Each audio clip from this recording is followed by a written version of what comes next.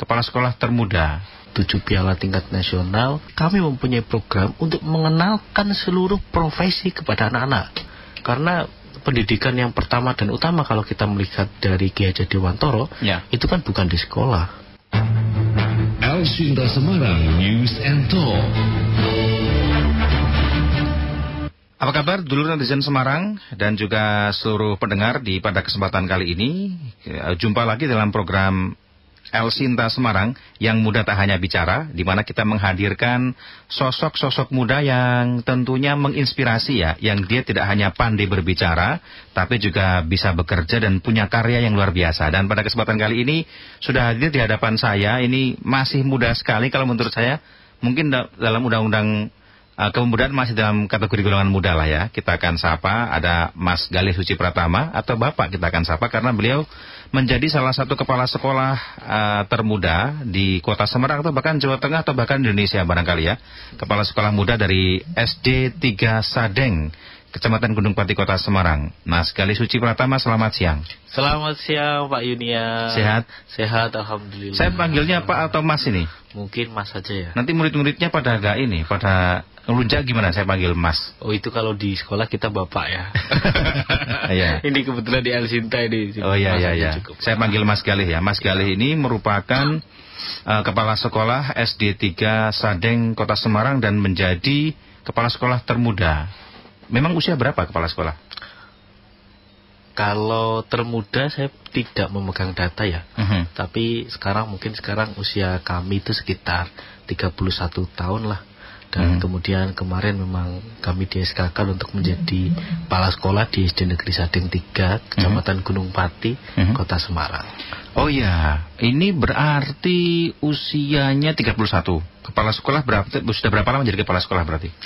Kalau kami sejak bulan Agustus itu kami sudah di PLT-kan terlebih dahulu menjadi kepala sekolah di SD Negeri Jatisari Mijen. Tapi itu masih PLT dan kemudian definitifnya kami sejak bulan September kami ditugasi di SD Negeri Sadeng 3. Jadi kalau di Sadeng 3 kita ya September, Oktober, November, ya 3 bulanan ya, 3 bulanan baru di situ di Sadeng 3 yang tempat yang baru. Berarti sudah pengalaman jadi kepala sekolah sekitar 5 bulan Anda ya? 5 bulan kalau sama PLT ya. Dengan PLT 5 bulan. Sebelum jadi kepala sekolah jadi apa? Wakil kepala sekolah atau menjadi apa begitu? Kalau kami di SD, Pak Yun mungkin bisa bercerita bahwa kita kan tidak ada wakil kepala sekolah ya. Saya dipanggil Mas aja Om. Oh Mas Yun. Sama-sama manggil Mas aja ya. Nanti gimana gitu manggil Mas, harusnya Pak dipanggil Mas, harusnya Mas dipanggil Pak, kan nggak repot. Jadi begini Mas Yun, jadi pada waktu sebelum kita menjadi guru di SD Negeri Sekaran 02 dan di situ ya memang kita juga dilibatkan dengan berbagai macam aspek ya. Tetapi untuk kepala sekolah kalau di SD itu tidak dibantu oleh wakil kepala sekolah. Karena kebetulan SD kami yang kemudian kita singgahi itu rombelnya baru 2 rombel. Jadi kita tidak ada wakil kepala sekolah. Jadi guru biasa. Itu seperti biasa yang lain. Oh begitu ya. Tapi kenapa kok bisa ya di usia 30 tahun? Bapak saya saja jadi kepala sekolah usia 50 loh. Bapak ibu saya guru ya, di salah satu sekolah di Kabupaten Wonosobo yang terletak di lereng Gunung Sumbing lah. Biasa begitu ya. Perjuangannya luar biasa kalau saya ingat bapak ibu saya itu. Dan ini bisa dikatakan juga termuda loh 30 tahun. Kok bisa-bisanya jadi kepala sekolah termuda itu? Barangkali ada kisah di balik itu ada apa sebenarnya? Under the head of school itu apa sebenarnya? Mungkin memang pada waktu kami menjadi guru, kebetulan kami itu kan tahun 2021 sebelum kami mendaftar sebagai kepala sekolah, kami memang punya sedikit pengalaman di guru inspiratif tingkat nasional. Dan kemudian mungkin dari basic beberapa pengalaman ajang seperti itu, kemudian dari pihak pimpinan mungkin merekomendasikan kami untuk paling tidak berbagi di skup yang lebih luas, yaitu kepala sekolah itu. Dan akhirnya dengan berbagai macam pertimbangan dan kita minta masukan dari beberapa elemen, dan akhirnya kita memberanikan diri untuk mengikuti tes kepala sekolah. Dan tesnya itu pun juga tidak kemudian satu kali tahapan selesai. Jadi tesnya kami ada tes tingkat kecamatan yang itu dilalui wawancara sampai 3 orang ya. Jadi kita wawancara, kemudian setelah itu kemudian kita tes di tingkat kota. Di kota pun kita ada psikotes berkaitan dengan mental, psikis, segala macam kesiapan kita, dan juga berkaitan dengan mungkin kesiapan program dan yang lainnya juga. Dan beberapa juga kita tes juga IT juga. Jadi setelah itu tes kota kita lolos. Dan kemudian kita tidak selesai di situ, tetapi lanjut kita ke tes di LP2 KSPS. Jadi lembaga dulu kan yang mengelola diklatnya KSPS kan juga ya kayak LP2 KSPS, dan kita tes juga di situ. Dan alhamdulillah lolos lagi. Padahal di situ biasanya itu kalau dari 100 orang itu biasanya sekitar 60% baru diterima. Tapi kebetulan angkatan kami di Kota Semarang itu dari 40 itu hanya 1 aja yang kemudian tertinggal, dan itu belum selesai juga. Kemudian kita diklat Mas Yun. Jadi diklat CKS sebagai ujung puncak ya untuk persiapan kita untuk menjadi kepala sekolah. Dan waktu kita diklat pun ya alhamdulillah kita lalui dengan baik, dan ya sampai detik ini kemudian kita di SK kan itu. Jadi perjalanannya cukup panjang ya Mas ya. Tidak kemudian langsung diserahkan di kepala sekolah buat Anda. Jadi kita seleksi, dan ya mungkin itu berkah Tuhan ya. Dan kita tidak meminta berkaitan dengan itu, cuma ya kita siapkan sajalah, apapun yang terjadi kita syukuri itu. Gitu Pak Yun. Luar biasa ya. Perjalanan panjang dari kepala sekolah, dan saya lihat ini guru banget bahasanya ya, anak muda tapi sudah kayak orang tua ya, sudah bahasanya sudah kami, iya sebenarnya sudah begitu ya, beda dengan narasumber sebelumnya, tapi nggak apa-apa. Tapi saya pengen tahu ini tidak hanya kepala sekolah barangkali, pasti ada prestasi-prestasi yang diraih, atau ada perjalanan kehidupan yang bisa dibagikan kepada para netizen juga. Perjalanan nyanyi salah. Kita memang berangkat dulu kita menjadi PNS itu tahun 2014 Pak Yun. Dan di saat itu kita belajar untuk menjadi guru, dan memang kita terlibat aktif di beberapa kegiatan, dan akhirnya kita juga mengawali uji coba ya perlombaan itu 2016. Jadi sejak 2016 kami mengikuti berbagai macam lomba. Ada lomba PTK, lomba artikel ilmiah populer, lomba guru inovatif, lomba banyak lah. Kalau di koleksi ada berapa? Ada berapa piala kira-kira, atau berapa trofi prestasi yang kemudian diraih dalam setahun terakhir semisal? Kalau dari kami menjadi guru ya, untuk tingkat nasional mungkin sekitar ada 7 piala tingkat nasional. Dan itu yang kemudian mungkin ya kami 7 ya, lumayan ya. 7 tingkat nasional. Tapi kalau yang provinsi sama kota ya mungkin lebih 10-an lebih lah ya. Waduh, lemarinya penuh dengan piala ini. Ya ada juga. Ya cuma itu, jadi kita beberapa program ternyata diapresiasi, dan ya alhamdulillah dengan berbagai macam aktivitas yang kita lakukan, inovasi yang kita lakukan, ya sempat bertemu dengan Pak Menteri dan segala macam juga. Kita juga Menteri yang lama atau yang baru? Menteri Pak Muhadjir. Dan sekarang juga Pak Nadiem juga kemarin juga bertemu, walaupun kita tidak bisa diskusi ya, tetapi paling tidak kita bisa bertatap muka lah, dengan jarak dekat itu. Auranya dapat berkaitan. Jadi kita alhamdulillah syukuri gitu pengalaman itu. Sampai bisa berprestasi itu memang udah menjadi kebiasaan atau bagaimana kalau Mas Gali sendiri? Saya rasa Mas Yud juga paham ya.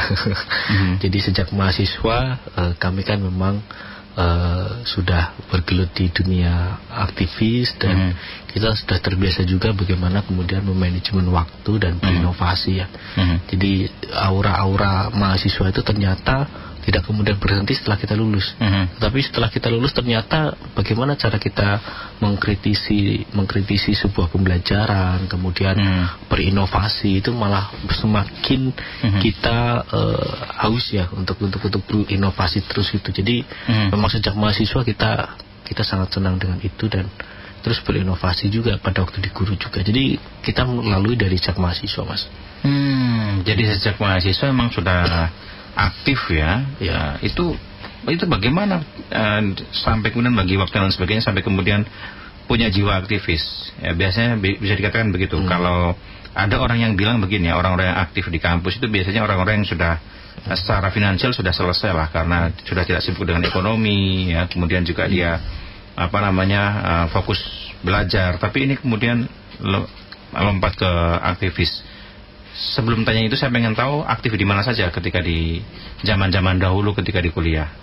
Kampusnya mana sih kampusnya di? Kampusnya di UNES. Oh, ya memang guru ya, karena basicnya guru di UNES ya. Iya. Tadinya mau ke UGM sebenarnya, cuma di sana tidak ada untuk guru SD ya, jadi saya ke UNES itu. Iya, bagaimana? Jadi kami pada waktu sejak mahasiswa memang aktif, dan bagaimana kemudian bisa sampai titik itu mungkin kami sangat sering ya, kemudian sharing, kemudian bersama dengan kakak kelas. Jadi ketika kita mahasiswa semester 1 itu kita sudah diberikan berbagai macam role model ya, role model mahasiswa yang kemudian kita bisa ambil, dan ternyata itu sangat berkesan buat saya. Dan kemudian kita ikuti terus, dan ternyata memang ketika kita juga belajar dari orang yang ahli betul itu, akhirnya kita juga mengikuti jejak dari beliau. Jadi memang pada waktu itu kita mungkin mahasiswa malah kita jarang istirahat ya. Kadang-kala kita juga tidur di kampus, kadang-kala juga kita juga bermalam di bawah banner, itu juga kita lalui juga dalam proses kita menjadi mahasiswa. Tapi dampaknya ya sekarang ini saya sangat terasa ya.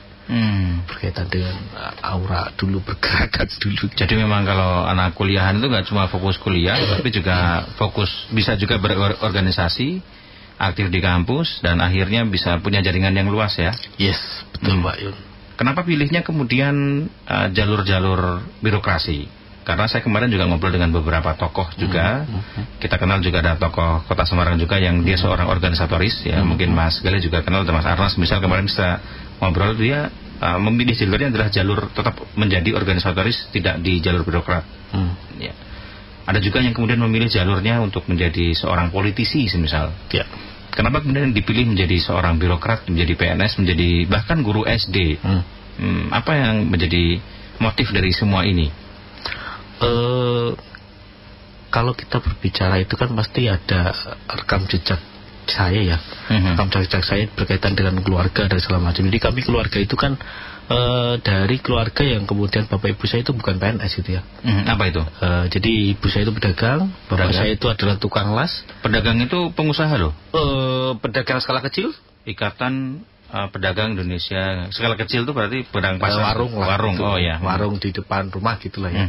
Jadi itu yang kemudian saya melihat bahwa ketika kita menjadi seorang PNS waktu itu ya, jadi paling tidak menjadi sebuah kebanggaan orang tua ya. Jadi itu yang kemudian kita pilih. Mungkin kalau saya pengennya sih tetap menjadi seorang politisi ataupun menjadi seorang entrepreneur gitu ya. Cuma saya mengukur diri kita sendiri, kami dengan jaringan yang masih terbatas, dan juga secara basic keluarga yang kemudian bukan dari kalau dalam istilah Jawa itu balung gede lah gitu ya. Jadi kita ngukur diri dari kita paling tidak yang paling realistis yang kemudian kita ambil adalah dari menjadi PNS itu, dan kemudian menjadi guru SD itu menjadi salah satu pilihan, karena memang guru itu menurut saya memang profesi yang kemudian akhiratnya lebih besar itulah dibandingkan dengan profesi-profesi yang lain. Jadi ketika kita menanamkan sebuah kebaikan, ketika kebaikan itu diamalkan, itu kan saya rasa juga akan menjadi sebuah kebaikan yang seperti MLM itu Pak. Jadi itu yang kemudian kita pilih menjadi guru lah. Oh begitu ya. Gitu. Memang ada jiwa pendidik juga ya. Oh sangat itu. Guru itu senang menjadi. Itu. Saya pengen tanya, Anda itu menjadi guru apakah sebagai karena mata pencaharian atau memang karena ingin mengabdi? Kita pengen merasakan aura pendidikan anak gitu ya. Karena saya juga secara basic juga senang dengan anak juga. Bagaimana kemudian anak itu diberikan satu rangsangan, itu kemudian ada umpan balik, itu rasanya juga luar biasa. Saya berada pada satu titik kemarin itu, salah satu contohnya ya, ketika saya menjadi guru di SD Sekarang 2, kita mendapatkan WA WA dari mantan siswa kita, ya dia itu mengabarkan bahwa dia menjadi ketua OSIS di SMP gitu loh. Dan dia ternyata terinspirasi dari apa yang udah kita lakukan. Itu luar biasa itu. Itu yang kebanggaan tersendiri, dan itu yang kemudian menguatkan saya kenapa saya harus jadi guru itu loh, Mas. Iya, Bapak saya juga cerita ya, kalau seorang guru kebanggaannya bukan dari uang yang banyak, dari jabatan yang tinggi, tapi dari kebanggaan ketika melihat siswa-siswinya itu sukses. Nah, saya akan berbicara tentang itu, boleh ya? Enggak apa-apa sih. Jadi begini. Boleh, silakan. Ketika kita ke menjadi sebuah kepala sekolah, maka saya juga mempunyai sebuah keinginan bahwa anak didik saya itu saya tidak akan arahkan dia kemana pun, artinya mau jadi ini, mau jadi itu, mau jadi silakan. Tetapi kami mempunyai program untuk mengenalkan seluruh profesi kepada anak-anak. Ya. Jadi kita ada program itu namanya kelas inspirasi. Kita datangkan TNI, kita datangkan polisi. Itu baru 2 total karena kita baru berjalan sedikit bentar ya. Tapi besok itu YouTuber, besok kita datangkan ke jaksa, dokter dan segala macam itu. Biarkan anak-anak itu mempunyai ruang gagasan, ruang berpikir. Oh, besok itu kalau saya menjadi besar itu mau jadi ini loh segala macam. Kita kenalkan semua profesi itu. Tapi belum pernah berarti operator radio kan, Mas Andreas ini bisa diundang. Itu baru satu kelas inspirasi. Jadi tagline dari kami itu adalah bermimpilah setinggi langit, maka ketika kamu jatuh pun itu kamu masih berada di atas bintang-bintang. Ini Soekarno. Itu yang kemudian kita terus kita gerakan itu, kenalkan profesi, itu kelas inspirasi. Kemudian yang kedua, bentar. Kata-kata itu jadi ingat ibu saya juga pernah menulis itu. Suatu ketika mungkin guru dikasih seperti itu ya. Suatu ketika di buku itu ada buku tulis itu, kemudian di belakangnya itu di bagian atas ditulis, bercita-citalah setinggi langit, setinggi langit, ketika kau jatuh engkau akan jatuh di bintang-bintang gitu. Ya. Tapi kemudian saya bawa ke kampus, kemudian sama teman saya dijailin. Meskipun kamu jatuh ke bintang-bintang, kalau jatuh ke bumi rasanya sakit sekali katanya. Gitu katanya. Lanjut silakan. Oke. Lanjut. Maka dari hal sederhana itu, kemudian ketika kita mengajar di kelas itu, kita buatkan banner besar, Mas. Kalau masuk ke SD sekarang 2, di bagian belakang itu ada banner besar itu yang perkataan Insinyur Soekarno itu, yang kemudian menjadi dasar kami bergerak itu. Lah itu ada tadi saya bercerita tentang kelas inspirasi yang mengenalkan berbagai macam profesi ya. Ada lagi yang kemudian kita gagas kemarin itu menapak bumi menjangkau langit. Menapak bumi menjangkau langit. Nah, menapak bumi itu artinya kita itu berusaha untuk mendekatkan dengan lingkungan sekitar. Potensi-potensi apa yang di dalam lingkungan sekitar itu menjadi bahan belajar yang paling besar kepada sekolah. Itu yang udah saya tanamkan kepada guru-guru. Sebelum kita ke Jogja, sebelum kita ke Solo, kita lihat dulu nih Gunung Pati itu ada apa. Kita eksplor dulu. Nah, itu kemudian menapak bumi, menjangkau langit. Menjangkau langit itu kita datangkan dari KBRI Davao, Konsulat Jenderal Republik Indonesia Davao, Filipina. Kebetulan teman satu kamar saya sejak mahasiswa, namanya Muhammad Nur Huda. Itu dia dari sana, kita datangkan secara Zoom bersama dengan datang langsung ya. Itu dia di Filipina. Makanya kita namanya menjangkau langit itu ya. Karena kita berbahasanya menggunakan langit gitu ya. Yang kedua, kemarin kita bersama dengan guru dari Kota Kinabalu, Malaysia. Yang kita sedang yang ketiga ini kita sedang siapkan untuk bersama dengan staf KBRI Jepang. Dan itu namanya programnya Menjangkau Langit. Menjangkau Langit itu saya menanamkan kepada anak-anak bahwa anak-anak itu anak desa memang. Tetapi di desamu itu kamu juga sebagai warga global. Yang artinya ketika kita post itu kan juga nanti akan dibaca seluruh dunia. Dan itu juga hati-hati. Dan kita juga menanamkan juga bahwa itu loh orang-orang Indonesia, ada yang ke Filipina menjadi ini, ada yang kemudian ke Malaysia, ada yang ke Jepang, besok mungkin ada yang ke Jeddah dan segala macam itu. Nah itu kita menanamkan juga bahwa jangan hanya di Sadeng gitu loh. Jangan hanya di lokal, think global, think lokal, global ya. Yes, betul. Itu yang kemudian kita tanamkan. Jadi ada kelas inspirasi, ada menapak bumi menggali potensi lokal, tapi kita juga kaitkan juga kamu harus punya mimpi juga ke luar negeri segala macam dengan menjangkau langit itu. Jadi kita kenalkan orang-orang yang kemudian bisa menginspirasi anak-anak semuanya. Kalau menurut saya itu yang penting ya. Bagaimana kemudian anak-anak terinspirasi untuk melakukan sesuatu, dan mungkin sekarang dia tidak akan langsung ya berubah segala macam. Tapi suatu saat pasti ada 1 atau 2 yang kemudian tertanam. Wah, dulu itu bersama dengan Pak Gali itu ada orang Jepang, ada di Filipina.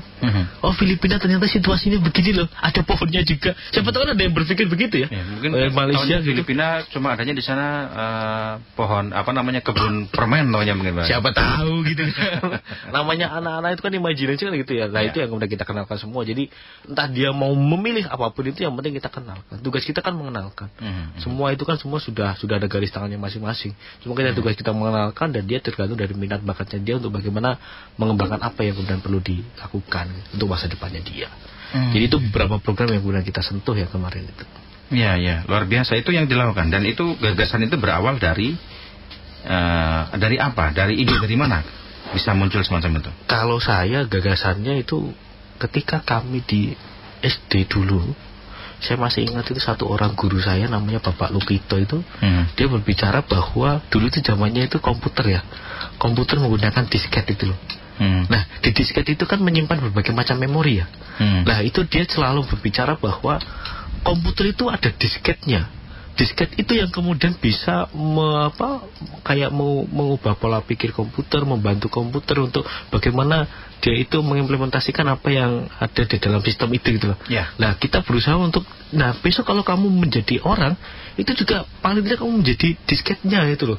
Menjadi inti, menjadi di dalam sistem itu kan menginspirasi sekali, walaupun dengan bahasa sederhana disket itu ya. Nah, harapan saya sebenarnya juga sama. Ketika sekarang saya menjadi kepala sekolah, itu juga pengennya kita juga menggunakan bahasa-bahasa yang sederhana, dan tetapi daya tangkapnya mereka itu bisa agak panjang untuk masa depan mereka. Jadi apalagi kalau di SD itu kan zamannya kita menanamkan karakter ya. Jadi itu yang sangat-sangat kita dengungkan sekali. Kalau masalah pelajaran 1+1 sama dengan 2, saya kira sudah menurut saya bukan lagi fokusnya ke situ. Fokusnya ke karakter, fokusnya ke dalam inspirasi, itu yang kemudian kita gali itu. Anak saya nggak sekolah 7 tahun, tidak sekolah SD, tapi sudah bisa berhitung loh. Membaca sudah lancar. Jadi sebenarnya tidak perlu sekolah sudah bisa belajar. Dan bahkan ada ketakutan ini yang dihadapi oleh sebagian orang tua, karena jujur kalau anak saya lebih ke homeschooling ya kalau sekarang ya. Itu karena sekolah itu kemudian tidak mendapatkan karakter yang baik, tapi pulang dari sekolah dia mendapatkan karakter yang buruk. Ada begitu, dan termasuk saya ini salah satunya yang ada kekhawatiran seperti itu sebenarnya, sehingga ketika kecil pun mending homeschooling saja atau dipondokkan dan sebagainya. Sekarang sedang tren semacam itu loh. Anak lulus SD pondok, anak kecil sudah mulai mondok, sudah banyak seperti itu. Ini bagaimana melihat situasi yang semacam ini? Sekolah harus menjadi situasi yang menyenangkan dan juga pendidikan karakter. Tadi Anda menyampaikan seperti itu, Mas Galih. Kalau menurut saya memang kita harus kembali pada pendidikan anak yang memang dia membuat anak itu senang gitu ya. Buat senang kemudian karakter itu. Karena kalau kita berbicara teori sebenarnya kayak anak di usia SD itu kan 75% harusnya karakter. Dan 25% baru kognitif gitu. Dan menurut saya ini dalam gerakannya Pak Nadiem ini, menurut saya sudah cukup bagus ini. Artinya dia mengurangi porsi-porsi kognitif, dan kemudian dia pengembangannya adalah bagaimana kemudian karakter dan pengenalan teknologi untuk masa depannya dia. Dan ini menurut saya sih semakin bagus semua. Memang tantangannya ke depan adalah bagaimana kemudian penerapan itu tuh bisa sampai di dalam teknis di sekolah masing-masing gitu. Nah, ini yang kemudian saya pengen jadi pedoman buat kami di SD Negeri Sadeng 3 itu. Yang paling kita perlu geluti adalah tentang pengalaman belajarnya dia, tentang karakternya dia. Itu yang kemudian kita pengen geluti betul itu. Karena secara teori aja 25% kan kognitifnya. Artinya dia masih punya waktu di SMP, di SMA untuk pengembangan diri. Tapi kalau karakter, kalau tentang pengalaman hidupnya dia, itu yang kemudian menurut saya itu perlu untuk segera dibenahi dan dilakukan perbaikan. Cuma begini. Bagaimana? Problemnya begini. Apa itu? Kadangkala ada juga orang tua yang kemudian istilahnya pasrah bongkoan itulah. Dan itu yang kemudian menurut saya juga kurang tepat juga. Karena pendidikan yang pertama dan utama kalau kita melihat dari Ki Hajar Dewantoro, itu kan bukan di sekolah, tetapi di rumah. Di rumah dan lingkungan sekitar. Di rumah, terutama di rumah ya. Di rumah. Pendidikan di rumah. Itu jadi di rumah itu menjadi kekuatan tersendiri untuk bagaimana kita mendidik anak. Dan di sekolah itu menguatkan pendidikan di rumah. Jadi menurut saya perlu untuk memang sinergi ya. Antara di rumah bagaimana, kemudian di sekolah dan juga di masyarakat sebagai dari sentra pendidikan ini bisa berjalan dengan baik. Tetapi roh utamanya tetap di rumah loh ya. Dan di sekolah itu tetap menguatkan. Sayangnya yang sampai detik ini menurut saya itu belum begitu digerakkan itu adalah bagaimana pola pendidikan di rumah. Dulu itu saya masih ingat itu ada namanya Direktorat Pendidikan Keluarga. Sekarang masih ada nggak? Sekarang dihapus. Dan itu menurut saya penting juga untuk bagaimana kemudian keluarga itu terus disosialisasi berkaitan dengan interaksi itu. Karena beberapa problem yang kami temukan di sekolah itu adalah ketidakpedulian atau acuh ya, sikap acuh orang tua dalam proses pendidikan anaknya itu. Sebenarnya anak sekolah itu selesai, padahal bukan seperti itu juga. Jadi anak sekolah dipantau bagaimana prosesnya dan dia dikembangkan di rumahnya masing-masing. Itu yang kemudian salah. Menurut saya itu kurang tepat, dan ya tadi yang disampaikan oleh Pak Yun itu. Dan dampaknya kemudian mungkin ya, anak-anak yang kemudian sudah di rumahnya cukup bagus akhirnya agak sedikit mempunyai citra yang membawa pengalaman yang mungkin kurang baik ketika di rumah gitu ya. Saya membaca trennya begini ya. Kenapa kemudian anak itu tidak kemudian atau orang tua bahkan tidak berminat untuk menyekolahkan anak di sekolah negeri? Ini ada data yang mungkin data lama ya, ketika masuk PPDB di beberapa bulan yang lalu, bulan Juli barangkali, Sekretaris Dinas Kota Semarang Muhammad Ahsan menyampaikan bahwa sekitar 25% dari 300-an lebih sekolah dasar di Kota Semarang itu masih kekurangan murid. Ya mungkin banyak faktor ya, tapi kalau saya melihat salah satunya mungkin barangkali ketidaktertarikan anak-anak sekolah di sekolah negeri hanya karena memang tidak menjamin adanya pendidikan karakter. Banyak orang tua sekarang sudah mulai sadar tentang karakter itu. Ini yang terjadi di lapangan. Nah ini formula-formula itu kira-kira bisa diselesaikan, bisa dilakukan mulai kapan, dan terutama di sekolah negeri, dan bagaimana jaminan itu bisa dilakukan. Karena begini ya, kadang kalau di sekolah swasta saya melihat itu beberapa keterlibatan orang tua itu aktif, baik itu di sekolah umum atau bahkan sekolah berbasis agama, entah sekolah Katolik, sekolah Islam tertentu dan sebagainya. Itu sudah mulai anak setiap hari Senin sampai Jumat sekolah, Sabtu Minggunya orang tuanya berangkat sekolah. Biasanya begitu, diundang untuk pembekalan dan sebagainya. Mas Andri ini jadi salah satu mungkin barangkali contoh orang tua yang anaknya di sekolah Katolik, tapi kemudian kalau Sabtu Minggu dia harus tetap ada di sekolahan. Nah ini bagaimana nih melihat itu? Kalau saya sih melihatnya begini, memang kita tidak bisa memungkiri bahwa sebagian sekolah itu memang kekurangan murid. Tetapi dari beberapa data yang kemudian hasil observasi kami juga kecenderungan memang anak-anak sekarang, anak-anak terutama angkatan saya ya, angkatan Mas Yun dan segala macam itu, dia itu menurut saya merasa bahwa kita itu kurang bisa untuk memberikan waktu yang agak lama untuk pendidikan karakternya anak. Maka kecenderungan itu, dan akhirnya kita memilihkan sekolah yang kemudian basic agamanya bagus, segala macam bagus, biar nanti endingnya anak itu bisa lebih bagus di bidang agama. Karena memang mungkin pendampingan kita itu kurang, menurut kami itu kurang begitu banyak waktunya gitu. Akhirnya kita memilihkan sana. Nah, tantangan itu sebenarnya yang kemudian perlu ditangkap oleh SD negeri. Jarang SD negeri yang kemudian membuat sebuah terobosan sekolah berbasis agama, walaupun negeri ya. Jadi begini, bukan kemudian mengislamkan SD negeri, tetapi bagaimana kemudian roh agama di SD negeri itu juga tampak dan mungkin bisa lebih besar dibandingkan dengan sekolah dasar Islam ataupun bahkan MI gitu loh. Bukankah kita ada Pancasila ya, yang disebut ada sila pertama yang mencerminkan nilai-nilai ketuhanan, ada nilai-nilai kemanusiaan di sila kedua, persatuan di 3, 4 musyawarah, 5 di keadilan. Kan cukup menjelaskan nilai-nilai Pancasila, ruh agama dimasukkan dalam nilai Pancasila itu yang diajarkan di sekolah, kan sebenarnya sudah cukup Mas Gali. Sebenarnya di SD negeri itu sudah mengajarkan itu Mas.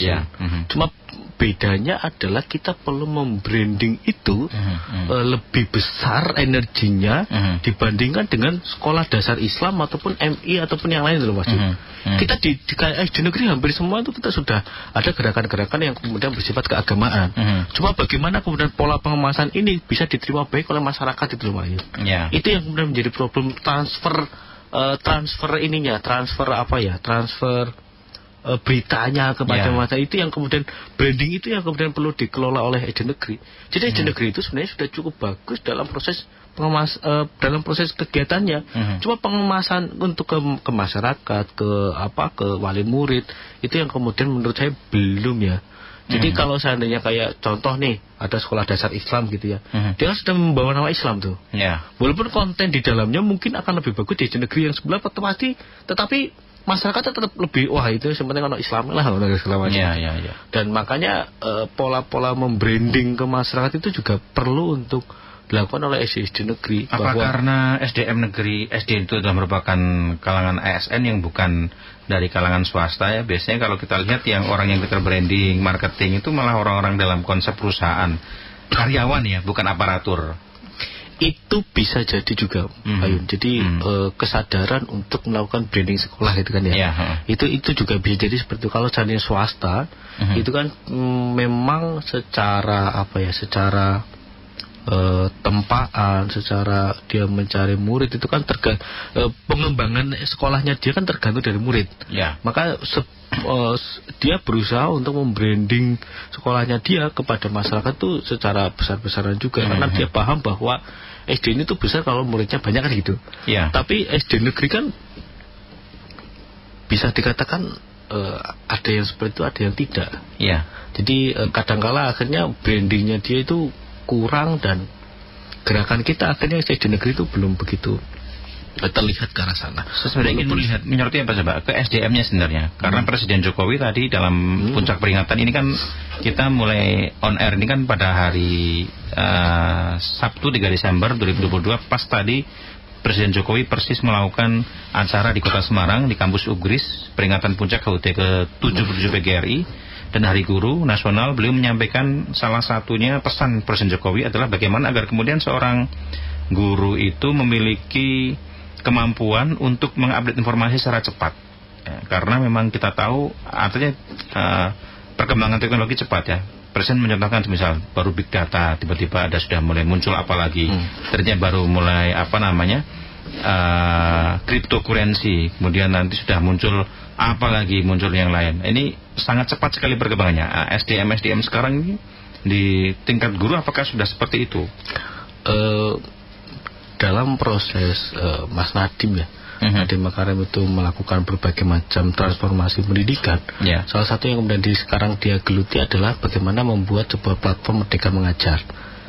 Dan kalau kita berbicara platform Merdeka Mengajar, itu di situ juga sudah banyak sekali kegiatan-kegiatan yang dilakukan seperti komunitas, seperti webinar, kemudian di situ juga ada pelatihan mandiri dan kemudian ada bersaling berbagi dan banyak fitur yang kemudian dilakukan.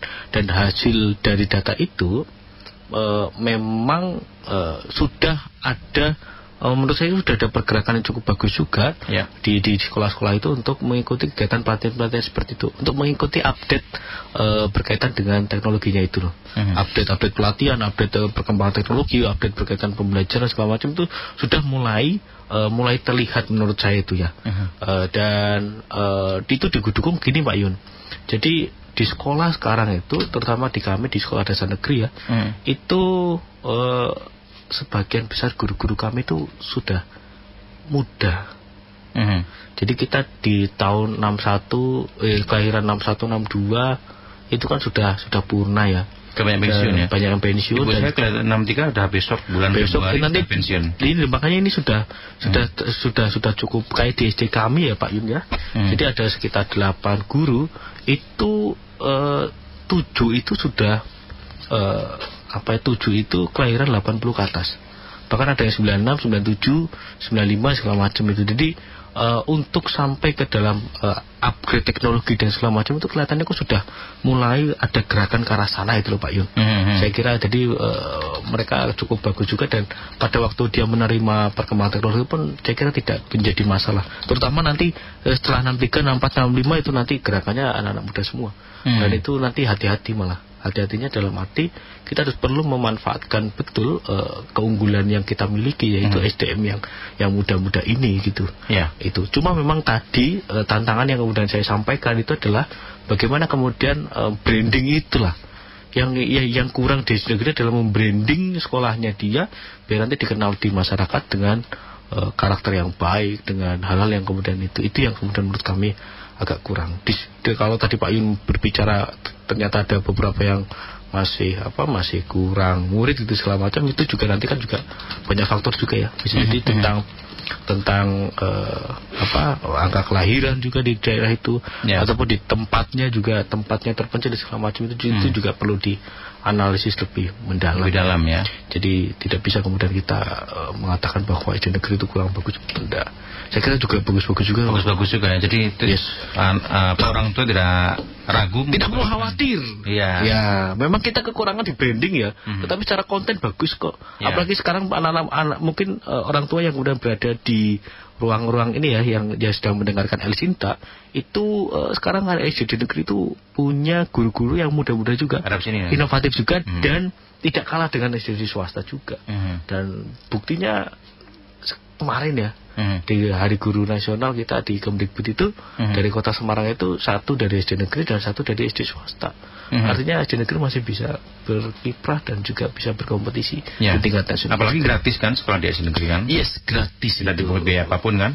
Yes, tidak dipungut biaya apapun. Kita akan menghadapi bonus demografi atau kemudian nanti di tahun 2030, 2045 lah, anak-anak. Berarti Mas Galih kayak saya ini kan sudah berumur ya. Pada usia-usia itu mungkin sudah berumur 40-an. Sudah menjadi orang tua bahasanya. Rambutnya putih gitu ya. Rambutnya putih kayak Pak Jokowi gitu kan ya. Nanti kita edit ya. Terus kemudian di sisi lain adalah anak-anak yang kita didik nanti akan menjadi pemimpin-pemimpin masa depan. Apa yang harus dilakukan terutama untuk menyiapkan itu semua, baik itu sekolah, dan apakah sekolah sekarang sudah siap untuk menyiapkan itu dengan infrastruktur pendidikan yang seperti sekarang ini, Mas Galih? Yang perlu kita lakukan adalah kita yang menyiapkan anak untuk berkembang sesuai dengan bakat dan minatnya dia. Kenapa kemudian Pak Menteri sangat menekankan pada pembelajaran berdiferensiasi? Artinya itu sebenarnya kita sangat melihat zaman ini sangat dinamis sekali. Dan yang perlu kita lakukan adalah memupuk bibit-bibit ini gitu, biar dia bisa berkembang sesuai dengan bibit ini tuh.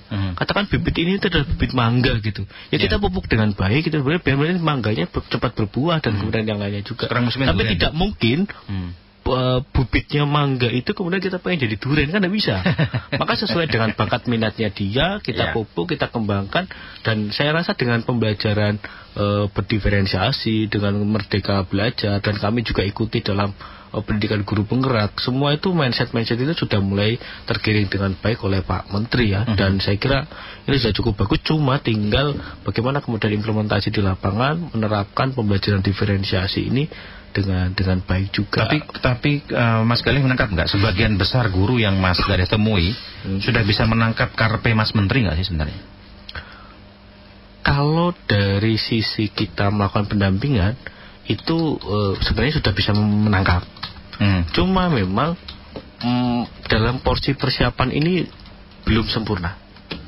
Gitu ya. Jadi seperti kemudian kalau tentang mindset tentang perubahan ini, pembelajaran diferensiasi, kemudian juga bagaimana kemudian dia merdeka belajarnya, kemudian itu segala macam itu saya kira sudah mulai guru-guru itu sudah mulai paham tentang itu. Cuma memang yang paling tantangan kita ya bagaimana kemudian dalam satu institusi itu mempunyai mindset yang sama. Kadang-kala itu kita mengubah mindset juga tidak bisa serta-merta ya, terutama kalau dia sudah punya pengalaman yang cukup lama.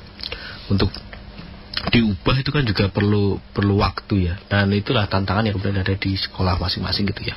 Tapi kalau dia mengikuti tahapan dari Pak Menteri secara baik, sebenarnya mindset itu sudah otomatis dia tertanam dalam pikirannya mereka. Cuma ya tadi itu bagaimana ngerangkul biar satu visi di sekolahnya itu. Karena pasti ada 1-2 yang kemudian masih menggunakan hal-hal yang kemudian menurut keyakinan dia masih bagus itu dibandingkan dengan perubahan ini. Optimis sebenarnya pendidikan optimis. Kiblatnya kita berarti sekarang pendidikan kemana? Kalau Ki Hajar Dewantoro. Kalau dulu kan kita ke barat ya, lebih ke Amerika barangkali ya, atau kemudian ke Jepang barangkali. Sekarang lebih lokal wisdom sekarang. Yes, menurut saya itu. Dan kita pada waktu di pendidikan guru penggerak juga kebetulan kami juga mendampingi guru penggerak ya. Jadi di situ juga sangat ditekan sekali tuh. Di sentra pendidikan, kemudian tadi ya bahwa murid itu ibaratnya buah bibit yang kita harus pupuk segala macam karena dia punya bakat dan minatnya masing-masing. Bagaimana kemudian sekolah menjadi taman belajar yang menyenangkan bagi anak, bagi pengembangan bakat dan minatnya dia, dan hal-hal semacam itu yang sudah kita gelorakan, apalagi ditambah dengan trisentra pendidikannya dia. Jadi antara keluarga, sekolah, masyarakat itu harus menyatu ya. Kalau seandainya ada satu yang kemudian kurang optimal, maka itu berpengaruh dengan yang lain juga. Maka kolaborasi itu juga penting di dalam sekolah juga. Baik, Mas, saya pengen tanya dong buat inspirasi buat para netizen ini di sesi-sesi akhir terakhir ini. Saya pengen tahu sebenarnya Mas Galih ini pernah tidak punya daya ungkit ya, faktor pengungkit dalam titik terendah, kemudian sampai kemudian akhirnya bisa seperti sekarang ini, sukses seperti sekarang ini ya, di bidangnya, dan mengharumkan nama keluarga bahkan institusi dan juga sekolah. Pernah tidak dalam sisi terendah, dan bagaimana Mas Galih ini bangkit kira-kira gitu? Ada 2 cerita ya mungkin yang ingin saya sampaikan ya Pak Yun. Jadi pada waktu kami SMA, kebetulan kami SMA-nya di SMA Negeri 1 Banjarnegara, yang di situ itu notabene adalah SMA unggulannya saat itu. Dan di sana juga kebanyakan juga menengah ke atas itulah. Dan pada waktu itu saya masih ingat betul bulan Januari itu teman-teman sudah mulai untuk mendaftar kampus ya. Sementara kami ada satu titik pulang sekolah ya, sampai rumah itu saya hanya bisa tidur menangis. Oh, kenapa itu? Jadi pada waktu itu, dan akhirnya ada orang tua sampai bertanya kenapa kamu menangis segala macam. Dan kita bercerita teman-teman sudah mulai mendaftar kuliah, saya bisa apa enggak gitu. Karena saya melihat betul waktu itu bapak saya itu kan kalau tidak bekerja itu kan tidak dapat uang. Dan pada waktu itu bapak saya itu kecelakaan dan kakinya itu retak 3 tempat. Dan saya meyakini bahwa ini pasti secara keuangan keluarga pasti agak susah. Walaupun dia tidak menyampaikan itu, tapi saya tahu. Jadi akhirnya saya pendam dan akhirnya saya keluarkan itu, nangis itu pada waktu di titik itu. Dan ya ibu saya bilang tetap kuliah. Dan akhirnya saya mendaftar kuliah itu hanya 1 tempat ya, di UNES, dan jurusan PGSD, dan diterima. Dan itu juga, dan selama hidup sehari-hari Gusti Allah sekali ya. Itu Allah yang mengatur. Bentar, ini belum selesai itu.